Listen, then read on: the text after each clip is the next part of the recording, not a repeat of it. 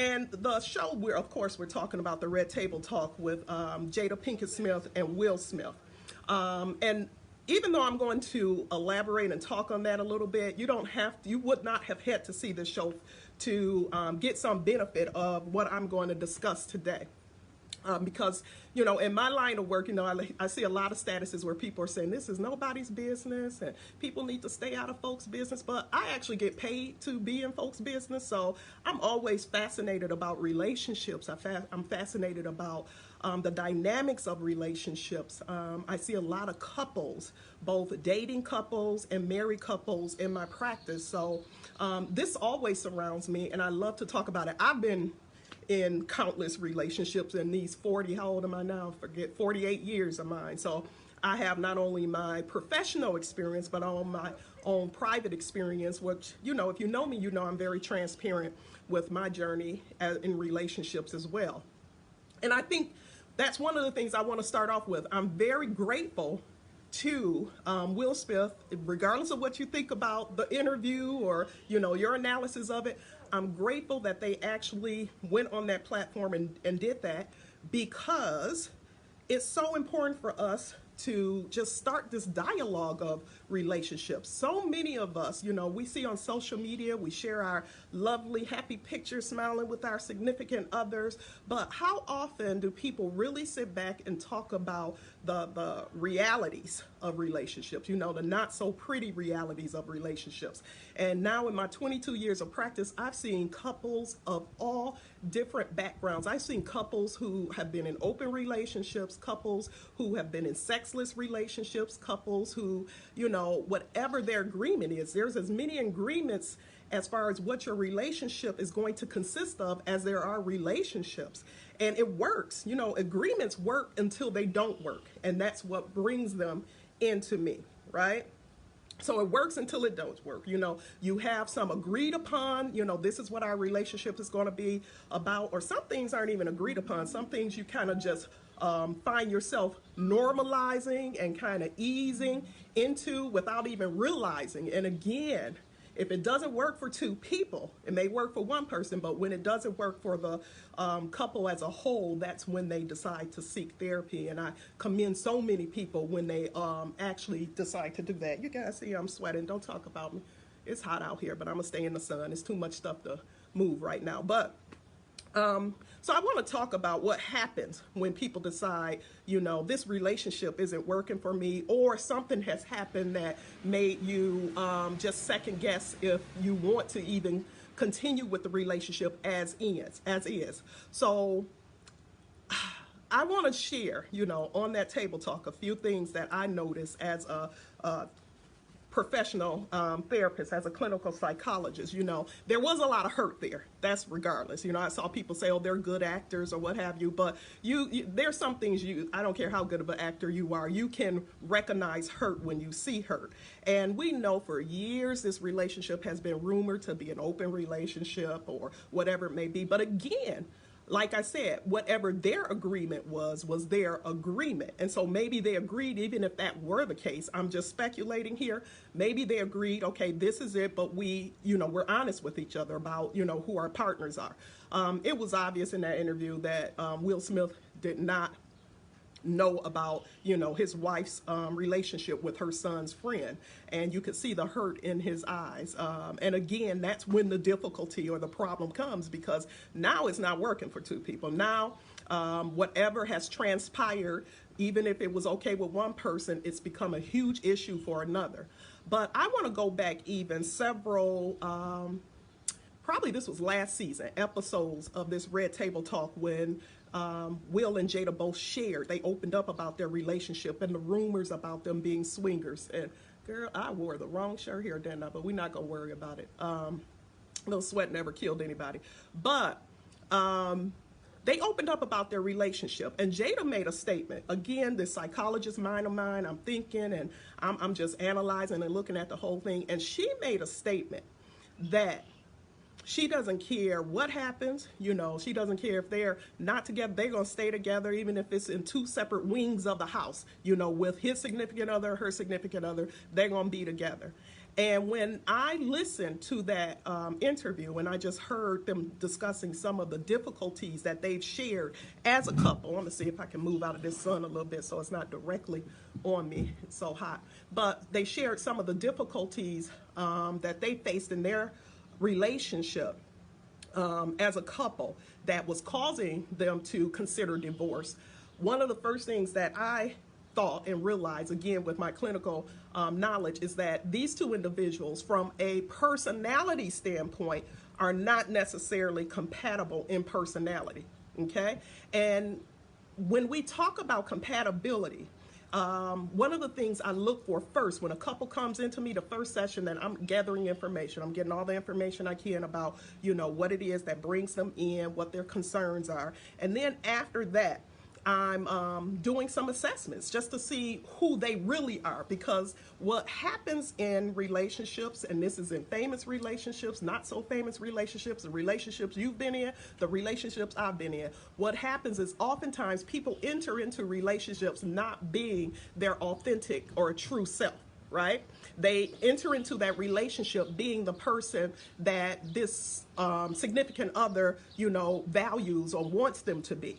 And I always say, we can only operate outside of our true nature for a short length of time, because it's exhausting. It's exhausting not to be your true self. It's exhausting not to be your authentic self. And some people are more equipped. They can go longer than others, but eventually everybody wants to be and go back to being their true selves. When you walk around and you're not being your true self, you're being this person that your significant other person likes, whoever that may be, or whatever those characteristics may be. You can carry that on for so long, but eventually you want to go back to being like, who you truly are. I tell people operating outside of your personality type is like spending the day walking backwards. Like if you guys decided you were going to spend the day today walking backwards, you could do it. If you said, I'm going to do everything I usually do, but I'm going to walk backwards, you can do it, but it's going to require so much mental effort that eventually you will exhaust yourself and you will just want to go back to being, your authentic true self, right? And so when I was looking at that interview, not yesterday's interview, but the interview years ago, or last year, whenever it was, on the Red Table Talk, when they came and kind of just was very transparent about their relationship, first thing I said was they are not necessarily two compatible personality types, because one of the things that Jada was mentioning was how she didn't like all this travel. She liked to be home. She was more of a, homebody. Will discuss how he just likes to, experience life. And just, travel and have new adventures and things of that sort. And they talked about how in their working and melding their relationship, they made an agreement that they would, Will would agree that he would go along with Jada's need to have Christmas the same way it was every year, wearing the same sweater, singing the same songs, doing the same things, because that was important to her. And she would agree once a year to go with him on one of his adventures. Again, I want to just spend a few minutes, and anyone who's on this line that is a client or patient or coaching client of mine, one of the things that I will always do is give you guys a brief personality inventory, because, what people have to just really realize in entering a relationship, I shouldn't even say realize, but more so commit to, is that they will commit to being their authentic self. But again, so many people refuse to do that because out of fear of, what if this person doesn't like who I am? Or what if this person, my particular traits or likes or dislikes are contrary to this person? And so when you talk about two different people who fundamentally just look at life different ways, she's looking at life as, I love to be home, I want to be here, I want to be, just surrounded by family, and he's looking at life as, life is about adventure, let's be on the go all the time. There's going to be some incompatibility there, and that's typically where the therapy starts. That's typically what brings the couples in, because every agreements work, like I said, until they don't work. And now we got to do an exploration of, who are you really? You know, who are you? Not who are you in this relationship, but who are you? Who's the true essence of just your personality type, what you resonate with, what makes you feel in alignment with the world. So there are 4 different personality types, okay? Really quickly, I'm gonna go over it. Again, those of you who have been with me for some years, you've gone through this, you know it. They walk around and they proudly wear whatever their type is. I gave them the name of flowers because my brand is Bloom. But we have wildflower types. So these are the ones who are freedom seeking, right? And they like change, they like variety. Their catchphrase would be variety is the spice of life. And then we have the mom personality types. And these are the ones that are opposite of wildflower. They value structure, they value tradition. They value not surprises, liking to know what's expected of them. You know, they value routine. It's that rinse, lather, repeat. You know, shampoo, rinse, lather, repeat. They value knowing what's expected of them. Those are the mom types. And then we have the tulip types, and these are the ones who are kind of like, you know, still waters run deep. They know a lot about a lot of things. They kind of they don't wear their heart on their sleeves. These are the folks who kind of just real deep, you know, deep individuals that kind of just are philosophers in a sense. And then we have the poppy types, and these are the ones that wear their heart on the sleeves. These are the nurturers. These are the lovers. These are the individuals who just can't we all just get along. Jada mentioned codependency too. These are individuals that will, you know, fall into codependent. That means nurturing and caring for everybody else patterns. And so going back to that interview from last year, you know, I pegged them, again, just as an observer, as a psychologist, I pegged Will to be this wildflower, freedom-seeking type. Variety is a spice of life. Jada is this homebody. You know, I enjoy my family. I enjoy tradition. And one thing, I'm going to talk about each one of these personality types. If you ever want to do the inventory, I have the inventory. You can come in and just do we can just do a whole assessment of you or your relationship and kind of go from there. But one thing we'll go back to moms, you know, the personality types that value tradition, that value, you know, we do things this way because this is the way it's always been done, and why should we want to deviate from this? One thing about the mom personality types that I've recognized in my own personal life and dealing with moms, and in my professional life and working with moms, these very structured and traditional personality types, is that they will stay in relationships forever, even if they're not good. They'll stay in relationships forever, even if they are not good. So when she made that statement of, we'll just be in the house together, you know, we'll be on 2 separate parts of the you know, in the house, but we're not leaving. These are the individuals, and I see your questions, and when I finish this, I'll go back and answer these questions. I'll scroll back down. But these are the individuals, the ones who value tradition, that value quantity over quality. So these are the ones who will value the fact that we've been married for 25, 30 years, even if they're sleeping in different bedrooms, even if somebody has another, you know, somebody on the side chick or side guy or what have you. For them, what really matters is not changing things. What really matters is keeping things the same, keeping things routine. We're not going to deviate from what we've established.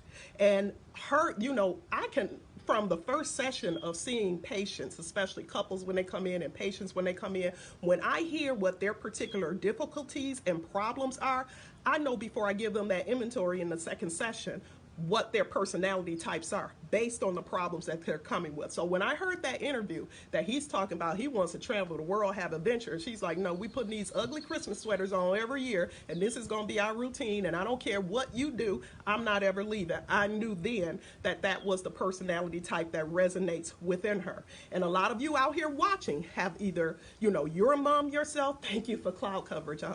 It's not going to stay though. But you're a mom yourself, or you've been with moms yourself, and so you can understand and appreciate the fact that you value tradition. They're saying this, don't rock the boat. If it ain't broke, don't fix it. And even if it is broke, we gonna figure out, we gonna tape it up with duct tape and just keep going, okay? There's not one personality type better than the other. So I don't want, when I get couples that come into my clinic, it's not about telling them they're wrong, you know, because my desire is for everyone to get what it is they need and their desire, what they desire. And for their own fulfillment. Too often, we have relationships where one person is getting everything that they want and the other person is suffering in silence, and that's not a relationship. You know, we need to figure out, even if people are incompatible and they come to me as couples, it's not that you guys need to just break up. It's okay, is there a way we can figure out where both parties can get what it is that they desire and deserve for their own fulfillment, and you two stay together? And so this is where, when you hear them talking about their partnerships and their agreements, this is where that comes in, and that's very mature to do. My job as a therapist is not to impose my moral compass on them and say this is wrong and marriage should only be this way. I saw earlier where I think it was Patrice Dennis said open relationships is not a marriage to her, and that's fine, and you should always, if that's your belief, that's the belief you subscribe to. But there are lots of people that's what works for them, and we may not be able to understand it. My job is not to try to convince people to believe what, you know, others believe, but to try to help them understand the whys behind behavior. So they're whys behind why people decide to just subscribe or make agreements in whatever relationship that they're in. So again, that's the mom type. I'm gonna talk about the wildflower type. That's the type I believe Will is. Variety is a spice of life. You know, let's feed off of life. Let's the energy, high energy. You know, he thrives off of that. For a wildflower, routine is like, it's like cutting off their air supply. For a person who's a wildflower that really just gets energy off of just life and movement and variety and change and things of that sort.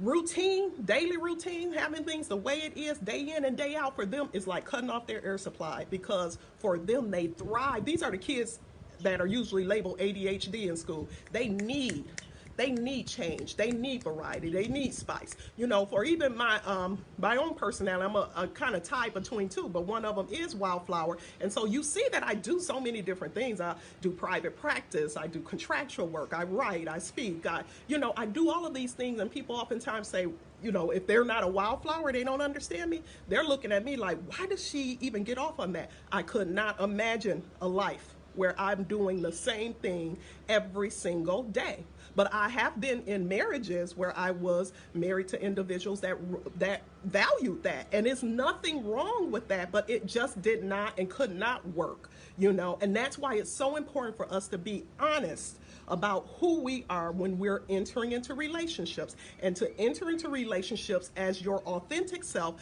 not as a representative to really impress the person that you're with, because eventually, you know, that true person is going to be begging and urging to come out, and that's when the difficulty will occur. And you'll have people say, you've changed. And the truth is, you haven't really changed. You're just being your true self now. You're just allowing that authentic self to come out that you've hidden for so very long. And everyone, I don't care if you're a wildflower, if you're a mom, if you're a tulip, if you're a poppy, everyone deserves to live their life in true accordance to their personality type. Because what I discovered, and I talked about this in my TEDx talk, The Path to Authenticity, Rediscovering You, The Path to Authenticity. That's the title if you want to search it. But I talked about this. I realized early on in my practice that most people coming to see me, couples and individuals who express unhappiness or dissatisfaction, these were not individuals like, you know, the movies depict, you know, with one foot off the ledge wanting to end life. These were individuals like you and me, you know, living life, did everything they were told to do to have the good life. They went to school, they, you know, got married, they got the house, they got the money, they get to travel, they did all of that stuff, but they're still so unhappy and unfulfilled. And what I discovered early on is that their unhappiness and unfulfillment is because they were living life not true to their true personality types. They were living life. I remember years ago there was a woman who was a poppy, and poppies, these are the lovers, these are the ones, you know, like you guys, if you know my oldest daughter, these are the ones that They are just unique. They're creative. They're artistic.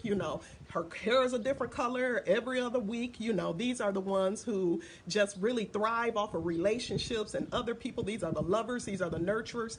And I remember this woman. She was a poppy to her heart. I'm talking about fly different hairstyles. We'll shave it on this side one week. We'll braid it up another week. Just off just being her true self. And she connected with someone who was a politician, very structured, very mom, very traditional, and they got married.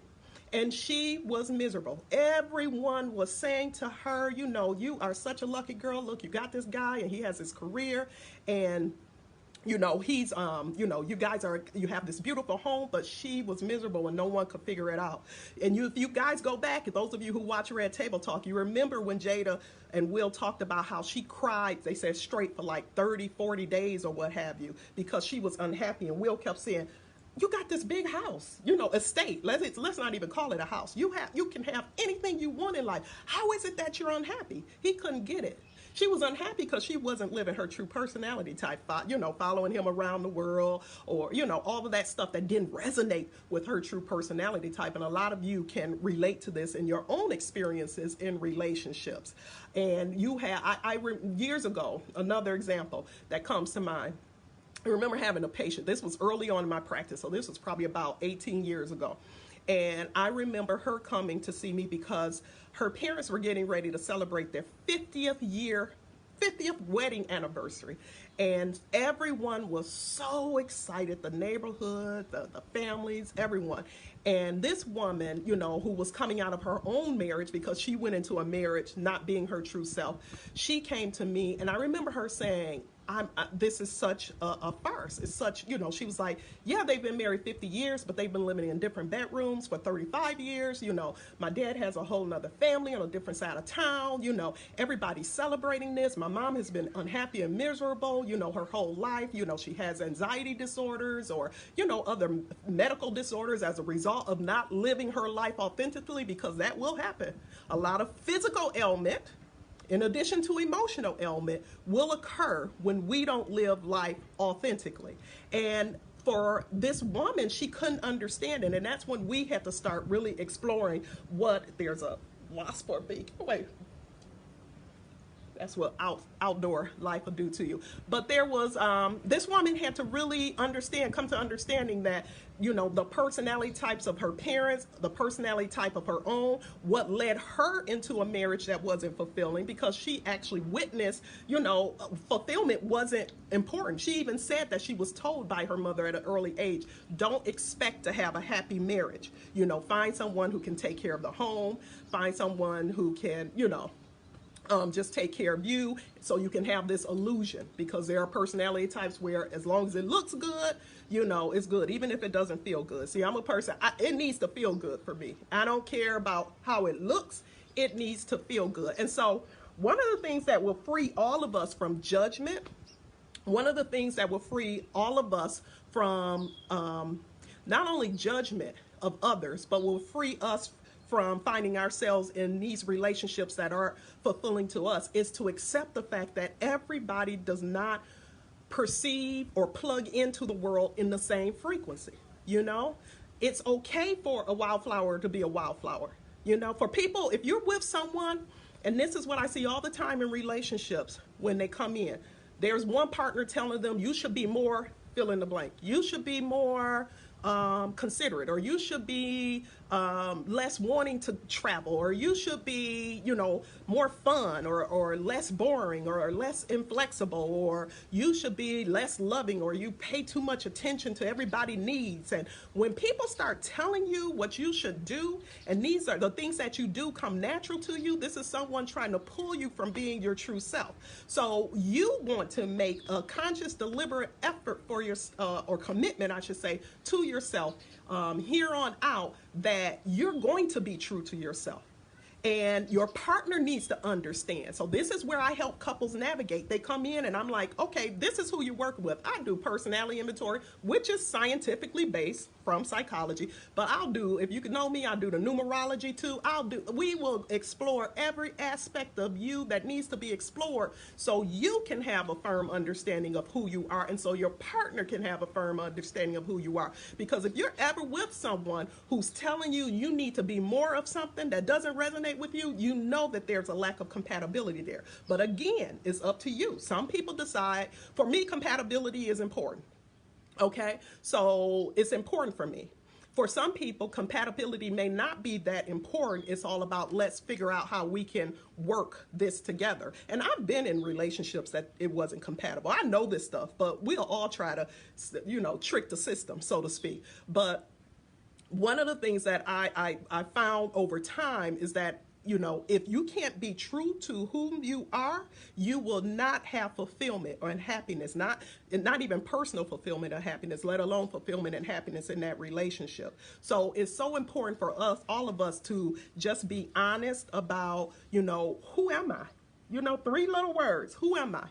And not who is it that I was told to be by my parents, or who is it I was told relationships and marriage is supposed to be like by TV, or, the people in my neighborhood, or my aunt and uncle, or my parents. But who are you? Who's the true essence of who you are? Because that's where you're going to really be able to plug into the fullness of life and be successful. Success to me has nothing to do with money. I like money. I'm a Capricorn, so understand that, okay? But it has nothing to do with money or how much stuff I have that people look as value. Success to me is being able to be my true, authentic self. And the thing about that, when you're your true, authentic self, all that other stuff comes in. When you're being your true, authentic self, the money comes in, the fulfillment comes in, all of that stuff that, the trappings of success that we associate with success is so much more easier to get when you are being true to yourself. And I want you guys to know, someone said, a person that isn't married can speak first and foremost. Crystal Davis says something. Who is it? Nobody who isn't married can tell anyone about their marriage. Okay, well, I don't know what, you can elaborate on that if you want to. But people are going to have opinions. So that's going to happen regardless. And people who have been in marriages or who are currently in marriages doesn't mean that they're an expert in marriage. Like I just said, we have people who've been married 25, 30, 40, 50 years who have been miserable the entire time. Don't confuse quantity of time with quality. And that's a huge mistake lots of people make. Now, if you're okay with being in a state of unfulfillment because maybe for you what you value most is perception of others, then that's fine. Because again, my job is not to impose my moral compass on others. My job is to evaluate what it is that's going to make both of these people happy, and how can we navigate an existence, a partnership, a paired partnership, an existence with these two individuals where they both can be fulfilled with each other. So I'm going to scroll through some questions. If you guys have some questions here, I'm going to go back and scroll through. You can put them up. And again, I apologize. I wore the wrong shirt out here. It's hot. I'm in the sun. So I'm sweating because I'm talking. And I'm passionate about what I do. Hey, let's see what we got here. Questions. Thank you, Patrice said your book was good. Book is Bloom 7 Steps of Personal Transformation. It's available on my website and Amazon. You guys can check that out. And let's see. Khalif said the main thing, if she was happy, the swing anyway, and they have money and they are adults. Okay, so I think that's just going to, like we talked about, the people are entitled to whatever agreement they have together. But if you guys have some questions, put it up. J Love says, is it normal for couples to have things their own and also things that bring them together? Is it normal for couples to have things their own and also things that, I wish I knew had more of a, and you can expand on that, Jay, if you're still watching. But yeah, couples can have their own. It's okay for couples. You don't have to do everything together or like everything together, or, this whole concept. I've heard couples before say, okay, we share we share the same email, or we have one social media account, that each of us shares. And that's fine if it works for you, but don't use that as a knockdown of couples who don't. to say, well, if you don't do that, then you guys must not really have a trusting relationship. No, I'm honestly, I am in relationships. I'm committed to being loyal and honest, but I don't need anybody looking through all my stuff. Like I want my own personal freedoms as well, and that has nothing to do with someone who wants to be dishonest or distrustful. That has everything to do with a person who wants to stay committed to being an individual in addition to being in a couplehood or a partnership. Let's see. So which personality types are most compatible? Thanks, Angela. That is a great question. So, and let me give this disclaimer too. Just because you will be compatible doesn't mean it won't be any issues. So the analogy I like to use, or the metaphor I like to use, is I think it's probably analogy. Don't fault me on that. But it's like when you are with someone that you're compatible with, it's like you guys speak the same language. You finish each other's sentences. It's like you view the world the same way. So let me this is an example I give people all the time. If we were, I'm sitting on my patio right now, right?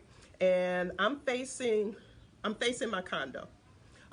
If I had another person here who was sitting facing the opposite end of the condo, so they're looking that way, and then let's say there was some person inside, the condo looking out, okay, and there's another person on this end looking this way. So everybody's positioned like 4 directions of a compass: north, south, east, west. Okay, if I pulled, if someone pulled if they pulled me from this patio and say, describe it, I would describe the inside of my condo because that's the direction I'm looking in. If they pulled the person sitting inside my condo out and said, describe, your setting, describe what you saw, they say, oh, I saw the Detroit River, trees, people walking on the river walk. They pulled the person who's sitting over here to my left and say, describe that setting you all are in. We're all in the same setting, right? And that person would say, oh, I have a gong on this end of the patio, I have a picture of a butterfly up, and then they pull that person out, they're going to describe something totally different. And then the thing will be, who's lying? Who's telling the truth? Everybody gave a different description. Nobody's lying.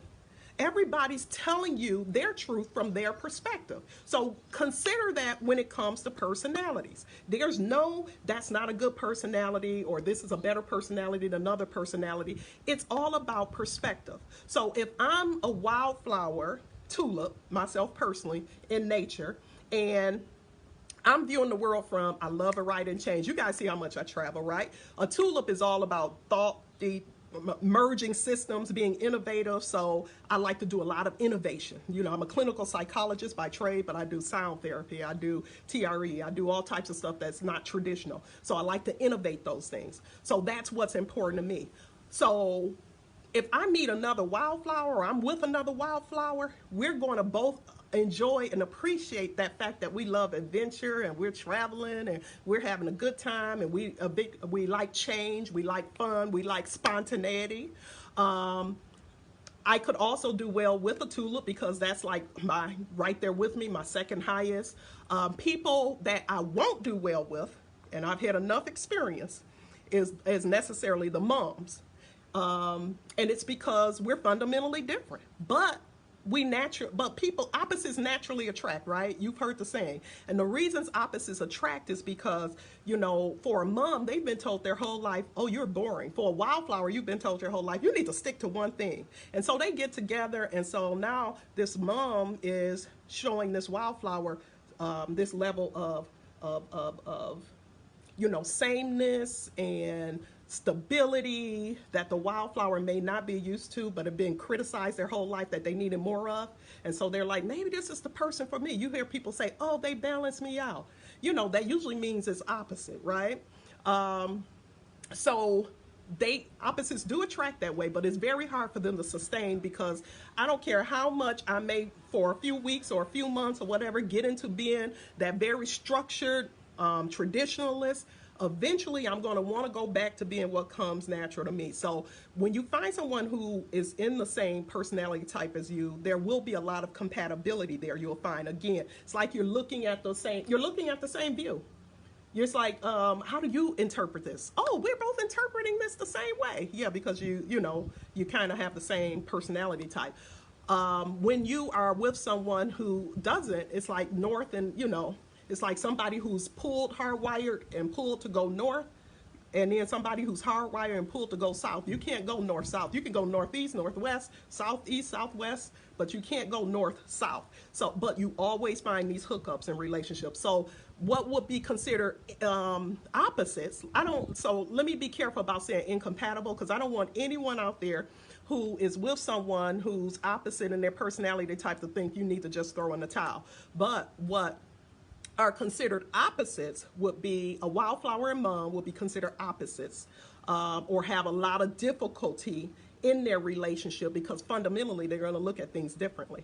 And then a mom and tulip will be considered opposites. You know, this tulip is kind of, you know, just very kind of in their own head a lot, and then the poppy needs a lot of for a poppy, they thrive off of human connection. They thrive off of having people around all the time that they could, you know, just really resonate with and what have you, and that can be difficulty there.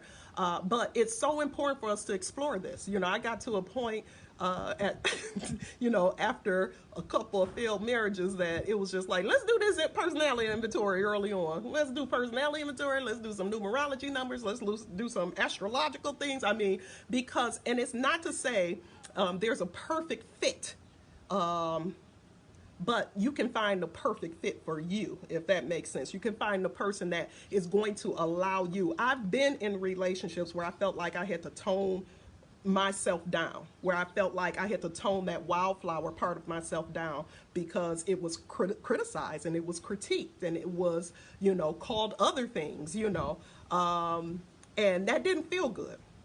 And so you know, one of the things I know now, and I've been, you know, fortunate enough to experience, is just, you know, relationship where I'm me. I'm not second guessing the stuff that I know naturally fulfills me, naturally is part of what I consider to be my purpose here on life because of how it's going to make this person feel, you know, and that's where a lot of people find themselves, and that's where a lot of secrecy comes in. That's where you find yourself in these entangled relationships oftentimes, because maybe at home you don't feel like you can be yourself. Maybe at home you're told, you know, you're too much of this or not enough of that, and we all just want to plug into something that feels like home. We want to plug into something that feels good.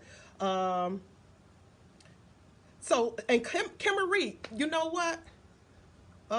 Let's see. She says she values tradition, but will not stay in a bad relationship. So I love spending time with my daughter, but relationships haven't worked for me. So, you know, well, you've gotten out of it. So I see it was another question. Somebody said, I think that I'm a mom wildflower. So Nikita McKee says, I think I'm a mom wildflower. Nikita, you can't go north-south, girl. So when you come in and do a personality inventory of me and your results, your highest is the two opposites, then that's when we really need to sit down and say, what's really going on here? Who are you really? Because I can't be a mom wildflower. We all have a little bit of each personality within us, but we have dominance. And your two dominant ones cannot be opposites of each other. If it is, and I've seen it, where their results will show their dominant personality types are opposites, that's usually an indication that you're not being true to yourself. Or you've been told, I see someone laughing, she was on my coaching. Tail, I see you laughing on there, because she was a coaching client, so she knows. We've talked about this before, and she knows about these personality types. You cannot be a mom and a wildflower and be true to yourself.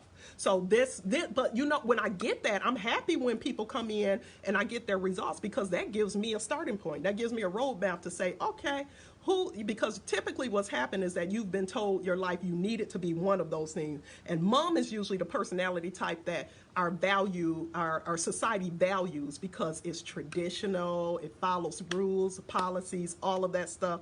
And so typically, if you've been in situations as a youth or in early adulthood where you had to take on a lot of responsibility, or you were really criticized for being too much of another personality type, will default into mom. And my book talks about this. I actually lived like a mom type for probably most of my 20s, because at a very early age I had to become very adult and responsible when my father suffered a major stroke. He was 36, I was 12 at the time, and so I had to become this very structured play by the rules, like very nurturing person that, you know, required, because I had to help my mom with caregiving while I was at home. And so when I went into my 20s and went into my marriage to my children's father, I was that type. But it wasn't me, because I can go back as a little girl and I was a wildflower, you know, tulip to my heart all my life until that trauma occurred. And then I switched into, you know, a personality type that was not mine. So when I started to really reconnect to the truth and rediscover the truth of who I am, which felt so good to me, you know, ultimately, you know, relationships that maybe were built on a different platform are not going to necessarily survive that, because for me to be happy may have meant he wouldn't be happy, and vice versa. And so you guys, I'm sure, may have experienced that as well. Ayana says, yes, I get bored quite easily. Yes, I have to switch things up. And again, there's no such thing as one personality type's better than the other. We need all directions in this world for us to be balanced, right? And we need all personality types. Be honest with yourself in a relationship. Crystal Day, let's see. She says she don't care anything about Will and Jada's, their marriage. I'm married and personally don't believe in divorce, and I don't care. My husband and I live in different spaces in my house. My mom and dad were married 34 years, and when she passed away, and what's important, he pays the bills and he's a provider and good father. I don't care about the other stuff. That's being honest.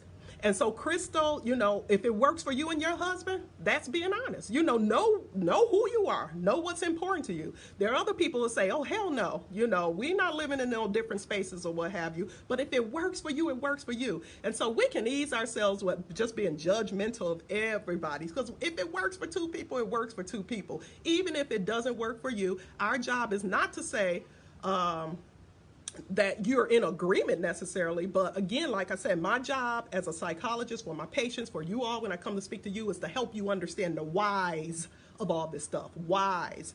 Because when we can understand the whys, we don't have to be judgmental. We understand that works for them because, but it may not work for me, but you know, let them have their thing. So let's see. J Love says, I'll be picking up my Bloom book back up today. Yeah, pick up that book.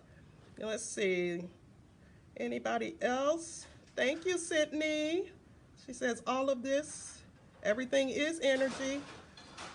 Love you too, Rhonda. And let's see. Patrice said, you look good. You see, I'm covering up. I'm out here sweating. Is it better now? Yeah, it'll be okay. You and that shirt. Okay, leave it to Lynette, my fellow Capricorn. Talk about you and that shirt are entangled. I know, girl. It's giving me a doozy. What is entanglement? Somebody says justification. So, you know, she used that wording, which her husband quickly corrected her on. He said, no, call it for what it is. You had a relationship. You had an affair with this person. You know, we've all found ourselves in different degrees. It may not have been the degree that Jada's in, but, you know, at one point or another, being married, being dating, whatever, just being in life in some type of entanglement. That was a nice way, a soft way. Because if I'm right and Jada's personality type is a mom, the fact that she's been exposed to this is devastating to her. You know why? Because moms are they don't like, because like I said, they like to follow rules and follow tradition, and they don't want to be the one to seem like, oh my God, you know, people, I'm not. Not that they don't. That's the thing. Sometimes moms, you know, their whole thing is, you know, I'm not going to be very transparent about it. And they don't want the whole world necessarily to know what's going on in the inner workings of their head. And J Love, yeah, when you are, if nothing else you get from this broadcast, I want you guys to understand that when you make a commitment to be true to yourself, honest with yourself, honest with who you are, life just flows so much easier. Things just fall into place because you're not trying to push against the grain. You know, trees, you don't have to tell trees to grow because they are doing what trees do. You know, you don't have to tell the sun to come up in the morning because the sun does what it do. So when you figure out I'm a wildflower, do what wildflowers do. When you figure out I'm a poppy, do what poppies do. And life will become so much easier. And don't let anybody tell you otherwise, that you should not be this person that feels so good to you. And I can't stress that enough. Come see me. You know, join my Patreon group, patreon.com. My members are in here too. And we get all types of good stuff like this all the time. Nicole says, I fully subscribe to doing what feels good to my spirit. When it don't feel right, it don't set right with me.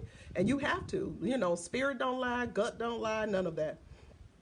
And Crystal Davis, she explained herself. What I'm saying is married individuals should not take advice from people who are not married. Marriage is hard, and until you are in it, you can't speak and navigate through it. People stay married for different reasons. My mama taught me you will never find someone perfect. And so even in my book, Bloom, 7 Steps of Transformation, chapter 2 talks about challenging what you know. And what that means is that oftentimes we are told things, because I know, Crystal, you've made reference to a few things where your mom and you learned that way. We learn. I ask couples all the time, where did you learn about love? And it kind of takes them aback, because that's a question people never consider. Like, where did you learn about love? I remember being when I mentored, being with a group of girls, and we were talking about relationships. And out of these 30 girls, no one could say from mom or dad. People were saying, oh, well, my friend is in a good relationship with her boyfriend. Like, and the thing is, we learn, even if we don't have examples, but we learn throughout our early years what love looks like, what relationships look like. And oftentimes, sometimes we have to get to a point. Chapter 2 of my book, I talk about challenging what you know. Sometimes you have to challenge what it is you were told. Like my client, who mother told her, don't expect to be happy in a marriage. That's not what marriage is about. And she got to a point after being in a very unsatisfying marriage. She got to a point that she had to challenge that. I growing up, I knew, my mom and dad, my dad was my mom's first. And, she got pregnant and they got married. And so I grew up always believing if you got pregnant with someone, then it means you were supposed to marry them. And that's what I did. That's what I did, and went on to have, more children and build a life, but never considered, because at the age of 20, 21, 22, 23, you're not considering who you are in comparison to this person. You're considering what tradition says is, what it's supposed to look like. And remember, I said I was operating in a very mom traditional type at that point. So you have to really at times challenge that. I had to get to a point where I challenged, where it says, was this was the truth that I was exposed to, but is it my truth? So, because you could be exposed to all types of truths growing up, but it may not be your truth, and you have to be honest with yourself with that. So let's see what else we got here. Let's see. Yeah, Will did look hurt, but I have faith. I know they worked with Esther Perel, who's a great relationship therapist, and hopefully they'll be able to work through it. But like I said, I don't think they're necessarily compatible. I think they're opposites in relationships. I think they found some similarities, where it keeps them together. But if they figured out a way to make it work for them, then so be it. Dr. Rose, why is it when women do what they need to heal themselves, whatever it may be, it always looked at negatively? Now, if this was Will, would we be having the same conversation? I would. But I think a lot of people won't, because again, this goes back, J Love, to, what we've been taught. We've been taught women shouldn't embrace their sexuality, right? I've worked with couples over the years where it's a sexless marriage, because women were taught that sex was all about procreation, and the man is like, no, sex is about my fulfillment and needing to have that sexual release, more often than not. And so if that's been your belief system, you're going to base all of your perspectives. So we do see a lot of people, maybe condemning her, where they wouldn't have the same reaction if this had been opposite, a man, admitting to his sexual infidelity. But one of the things I push with my patients, my clients, my coaching clients all the time is that we all, even as women, we have a right to plug into just our sexual energy and the fact and be sexual beings. That's part of the human experience. And so Mateo says, in your group coaching session, I'm a tulip. Yep. And so, I know you live life according to that too. Definitely. Angela says, being incompatible can lead to being misunderstood, I found, which can be frustrating. Yes. So Angela, it's like when you are opposites, or a person doesn't understand your personality type, it's like you guys are, it's like if I were here speaking French to you all, and you don't know French at all, and you'd be like, what the heck is she saying? You know, or you've ever had situations with people where something you did was totally misinterpreted, and you're just like, how in the hell did they get that from that statement? And you're like so confused about it. It's typically an indication that people are, again, their perspectives, they're viewing things from a different perspective than you.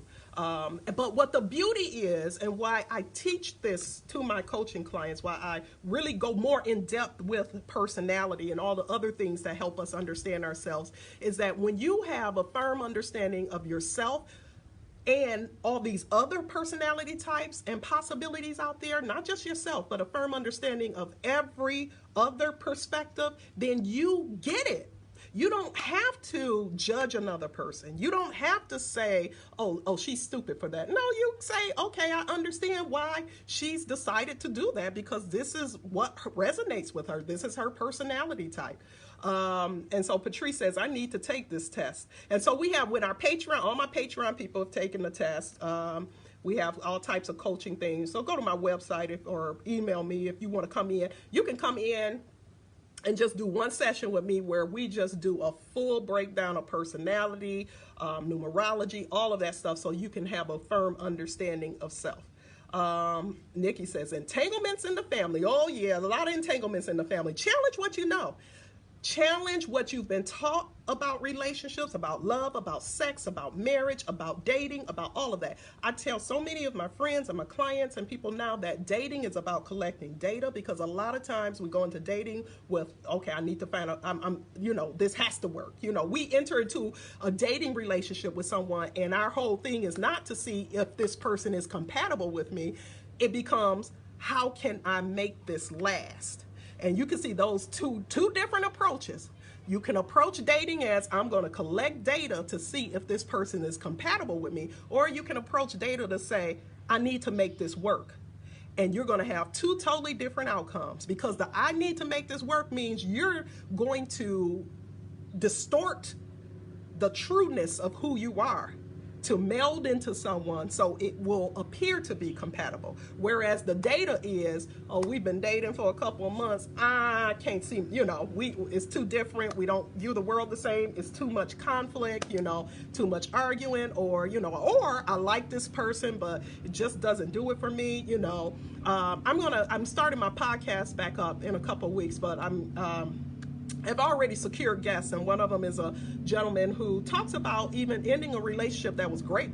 He said the woman was wonderful. They had a lot, they had a lot of fun together, but he knew fundamentally this was not a compatible relationship with him, and he had to break up, and it just, it hurt him, but he knew it was right. How many of us are even willing to even go that, route with something that may be going good? The boat isn't being rocked. This person is giving you some enjoyment, and a lot of us will find ourselves kind of going into relationships, marriages, and all types of commitments with individuals that really don't resonate with us, but it's just like, it's not bad, but it's not necessarily good. Like, you want to feel the energy, you want to feel plugged in with someone, you want to feel the excitement with someone, and not to say even if you're compatible that's going to be just all the time you're going to be feeling that, because you will still have your conflicts that need to be resolved. But it's a lot easier resolving conflicts and miscommunications with someone who views the world the same as you than someone who does not. Let's see. Patrice says, what advice would you give Will? I think Will has gotten enough advice. Just, be true to himself. Like the same advice I'm giving you all. Be true to yourself, and I think he has. When they did that interview, they said they both decided they're going to be true to themselves, but remain their partnership. That's why you see him, if you follow him on Instagram or YouTube, that man ain't never home. He's traveling the world, he's taking up challenges, he's jumping out of helicopters on his 50th birthday, he's doing all this stuff. So he is doing him. He may not have known about this affair, which is where the hurt comes in, because whenever they got to that point where they laid all the cards out on the table and decided we're going to be together, but we're going to be ourselves, maybe this wasn't shared with him. So this is new information, and that could explain the hurt. How can I schedule a personality assessment? Cartier, Matlock, go to my drrosemolton.com, and you can call our office, and I can set up you can come in. Like I said, we can just do a full rediscovering you. That's the first chapter of Bloom, 7 Steps of Personal Transformation. Amazon or my website, you can order. What is sexual, or what, or the other, which is, was it sexual, or the other, which is worth? As far as affair, I'm sure he had some sex. She was with this young 20-some-year-old, so I'm sure he had some sexual component to it, you know, but emotional component as well. And people, that's a age debate, you know, where you hear people say, it was, you know, emotional affair is worse than a sexual affair. It's all, again, we go back to personality. It's all about how you're looking at it. You know, it's all about how you're looking at it. So I'm not even going to subscribe some type of value to which is worse or which is better. And you're welcome, Michelle. She says, very insightful. Can't wait for Gong to come back. Yeah, I can't either. It's coming back soon. And Kiana Mann said, I love your Bloom book and learning more about my true self. A lot of self-reflection. I highly recommend your book. Thank you.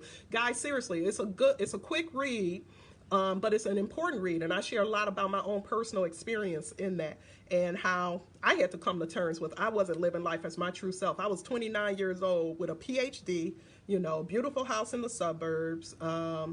At that time, 2.5 kids, you know, and I just didn't feel fulfilled. And it had nothing to do with, you know, it had a lot to do with just not knowing who I was when I entered into a partnership, you know, and making the decision to be true to myself at that point in life. And I can never turn back. You know, I've found myself in relationships after that where, maybe the person wasn't showing up as their true self. And then it came out later because, again, everybody want to go back to their true self. And I won't stay in it, you know. And I don't fault myself for that. I've had people before, and because they're different personality types, that will make comments about, you know, my not being in a relationship or the fact that I've been divorced, you know. But I don't, to me, you know, it's a sign of strength to be able to be true to yourself and to make a commitment that you're not going to stay in a situation that's not fulfilling to you. And Michael DeLong, you can call our office, Michael DeLong, ask if I'm accepting new clients. Let's see. Anything else? Amelia says, patience and prayer. As I get older, I'm learning these are the key things in our ever-changing, everyday changing relationships, romantically and otherwise. Talk about patience with ourselves and others. Yeah. And that's what, and to, again, challenge what you know. You know, Muhammad Ali said the man at 50 who still believes everything he did at 25 has wasted 25 years of life. Where, you know, everything is changing. You know, everything always changes, and some things we need to adapt to and understand that, you know, that doesn't necessarily resonate with us. And my Instagram ended, so we'll put that up later. We are in the, that quote said, bad marriage for life didn't sit right with me. So Megan, it didn't sit right with, I'm gonna tell you this, I understood it. So this goes back to what I'm saying. Megan says that quote, at the end they said, we ride together, you know, a take from Bad Boys movies. We ride together, we die together, bad marriage for life. And they kind of fist bumped each other. And I'm sure it didn't sit right with a lot of people because they said bad marriage for life. Like, But what did I just say? Mom personality types often, and if you're a mom, I'm not offending you at all because this is not true for all of you, but it depends on what your second highest type may be as well. But for moms, oftentimes they can stay in a job, a career, a marriage, a situation far after the expiration date is gone because they value consistency, they value they value knowing what to expect from something. Thank you, Wendy Lou Who. I appreciate that. And Patrice said, I would have never married outside my race if I listened to friends. Yeah. Isn't it good to appreciate someone else's strengths that are different from yours to make the marriage partnership more resilient and sustainable against challenges that need to be overcome? You have to appreciate where each person's coming from. And that's why it's so important. I have people that come to see me before they get married. I have people that come to see me that are just dating because they want a firm, solid foundation to make sure that they are moving in the right direction. Or if they've talked about marriage, that they are equipped with understanding all the nuances of each other's personality so it can be appreciated, not tolerated, but appreciated. Let's see.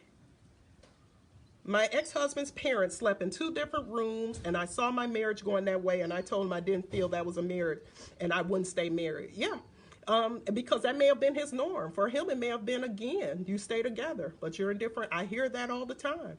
I've heard people come together and they say, they have the sexless marriage, but then you have a partner who likes sex. And that's not, you're going to. I tell couples all the time, they come and see me, and infidelity is the issue. And, one partner says, and it's not always the woman, trust me, I've had my own experience. But one partner says, I just, sex isn't that important to me, but sex is important for another partner. Understand, you expect this person to go through a lifetime of something that's important to them, sexual energy, and being able to express that sexual energy, and you expect this person to just totally deny themselves of that. And people will, and then they're angry, they're cantankerous. You see people, we still together, but nobody looks happy. Everybody miserable. Everybody done, they done put on 100 pounds, because they're substituting that sex with food or what have you. But so many examples I could use with this. But yeah, you have to be clear and honest about what's important to you, and seeing if that's something that is important to your partner. Because if it's not, it's not.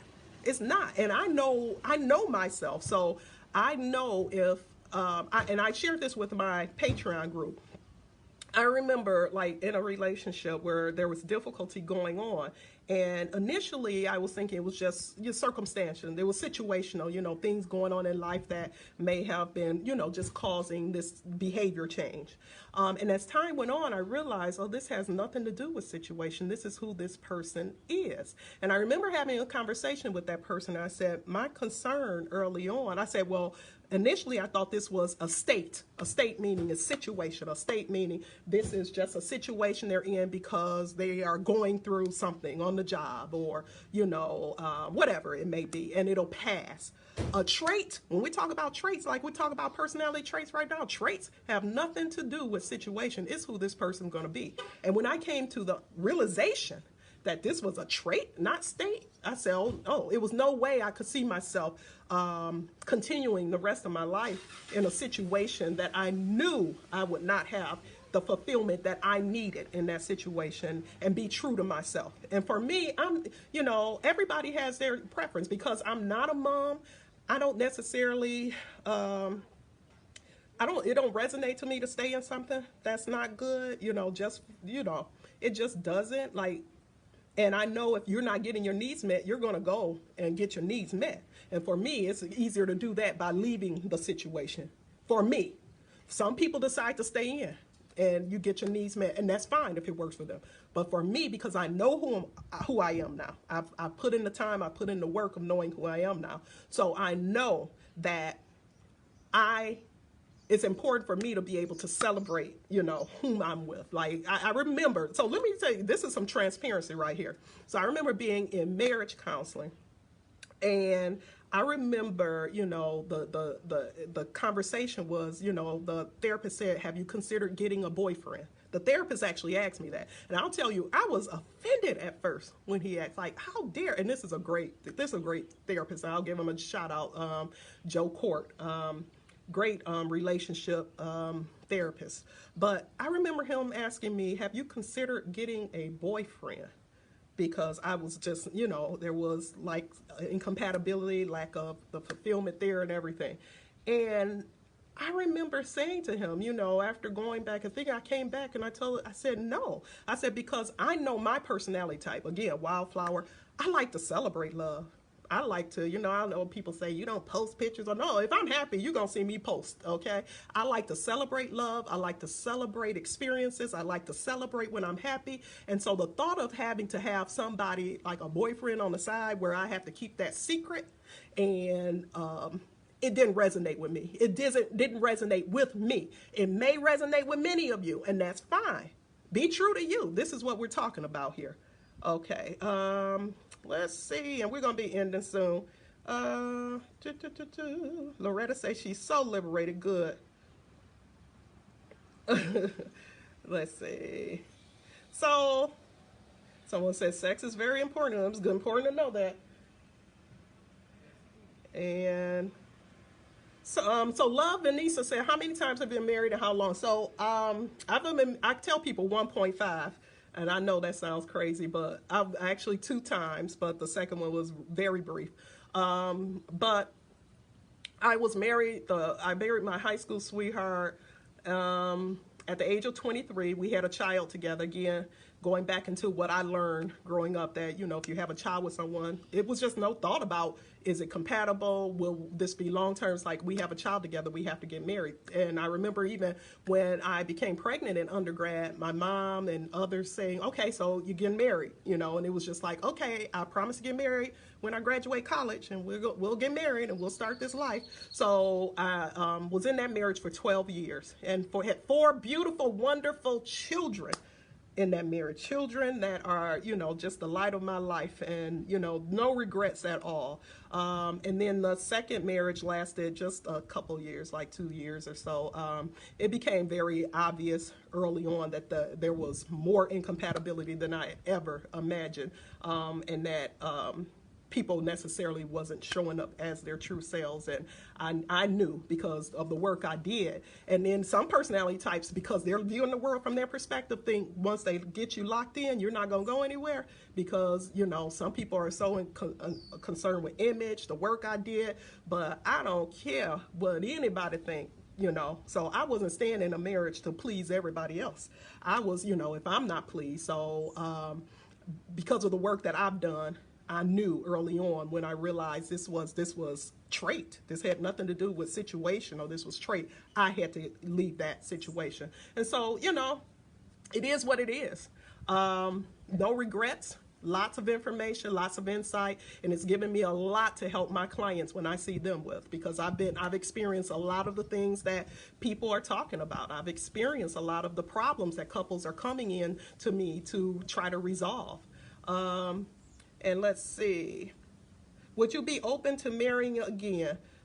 Love, you putting me on the spot, aren't you, Love? Yeah, I wouldn't. I'm definitely, my parents, when I ask people what was your demonstration of love, I had a wonderful demonstration of love from my parents, and that's something that I have sought and wanted to just connect with my whole entire life, because my mom and dad didn't just love each other, they liked each other.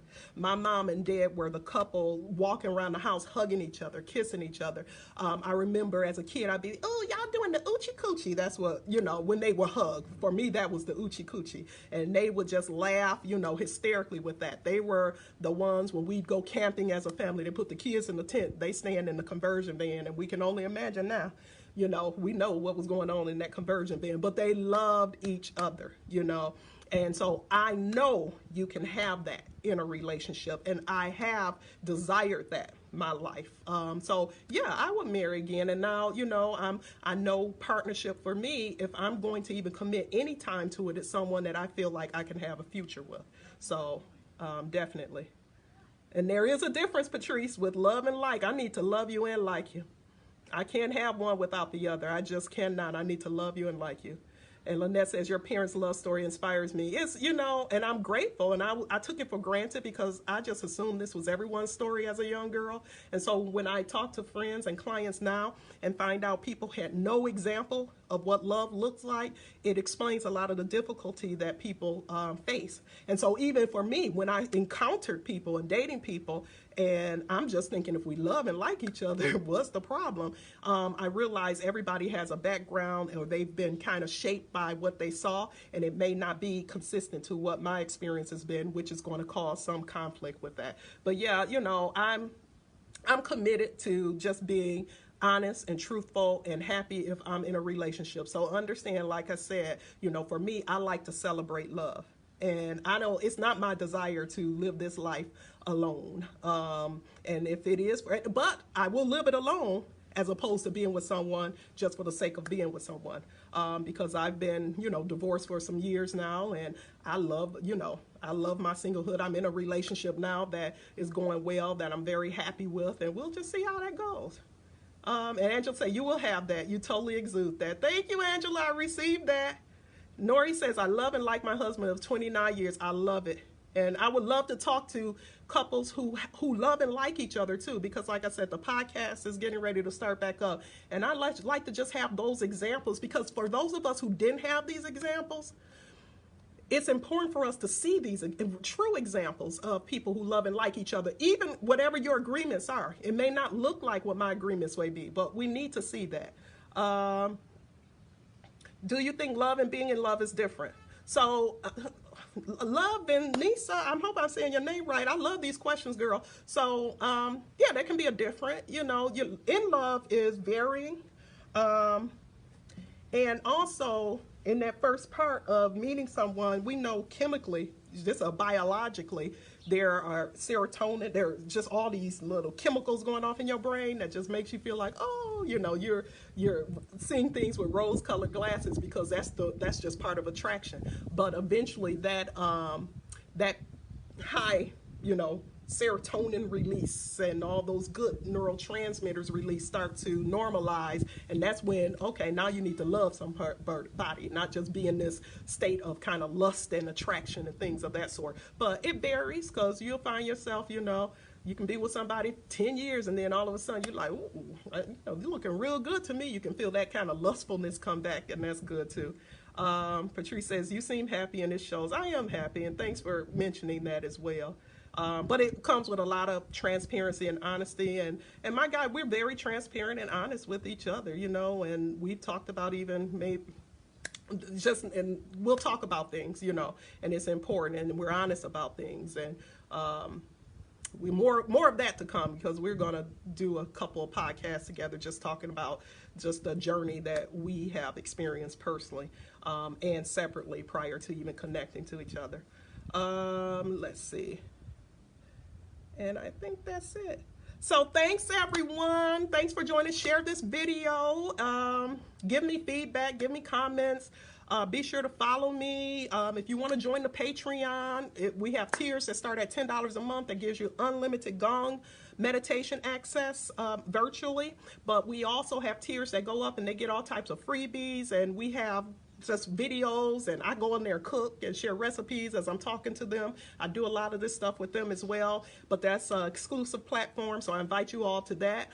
And be looking out for the relaunch of my podcast coming in the next couple of weeks. And if you have ideas you'd like for me to talk about, or you'd like to be on the show as a guest to discuss your own journeys, please reach out to me. I would love to have you. But thanks for spending this time with me on this Saturday afternoon. I hope you got some insight from it. If you want to come and do a personality inventory with me, we can do it virtually or we can do it in office. Reach out to me and we can get that done, because guys, the best investment you can make is in you. The best investment you can make is being and uncovering and rediscovering the truth of who you are, so from this point on you can live life accordingly.